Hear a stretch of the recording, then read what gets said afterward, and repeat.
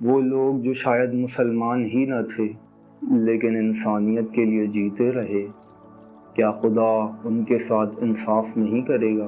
یہاں اکثر لوگ جلدی میں ایک سخت نتیجہ نکال لیتے ہیں، حالانکہ قرآن خود کہتا ہے کہ اللہ ذرہ برابر بھی ظلم نہیں کرتا۔ ذرا ایک واقعہ سنیں۔ ایک عالم سے کسی نے سوال کیا، اگر ایک شخص پوری زندگی لوگوں کی خدمت کرے مگر مسلمان نہ ہو تو کیا اس کے لیے بھی کوئی انعام ہے؟ تو انہوں نے کوئی جواب نہیں دیا۔ اسے ایک جگہ لے گئے جہاں ایک بچہ تھا اور ایک جوان تھا، اور دونوں بھوکے تھے۔ انہوں نے بچے کو 1 روٹی دی اور جوان کو 2 روٹیاں دی۔ اس پر اس شخص نے فوراً کہا کہ یہ برابر تقسیم نہیں ہے۔ وہ مسکرائے اور آہستہ سے بولے، ہمیشہ انصاف پر عمل سے عدالت کے تقاضے پورے نہیں ہوتے۔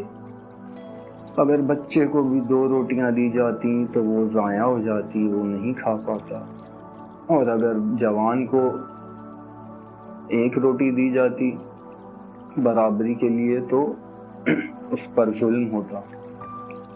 پھر عالم نے ایک جملہ کہا جو شاید پوری بات کا خلاصہ تھا۔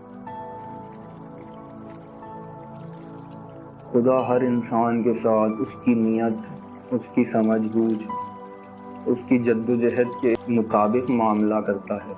ایک ہی لاٹھی سے سب کو نہیں ہانکتا۔ ہمیں بھی یہ تقسیم انفیئر اسی لیے لگتی ہے کیونکہ ہم اس نظام کو نہیں سمجھتے۔ نہج البلاغہ کے کلمہ حکمت 425 میں اس کی وضاحت کی گئی ہے۔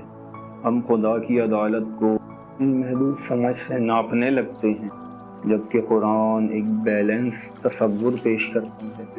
جو شخص جان بوجھ کر حق کو ریجیکٹ کرے، تکبر سے خدا سے منہ موڑے، اس کا معاملہ الگ ہے، لیکن وہ انسان جس تک حق صحیح انداز میں پہنچا ہی نہیں، جس نے سچ کو جانا ہی نہیں، وہ الگ ہے۔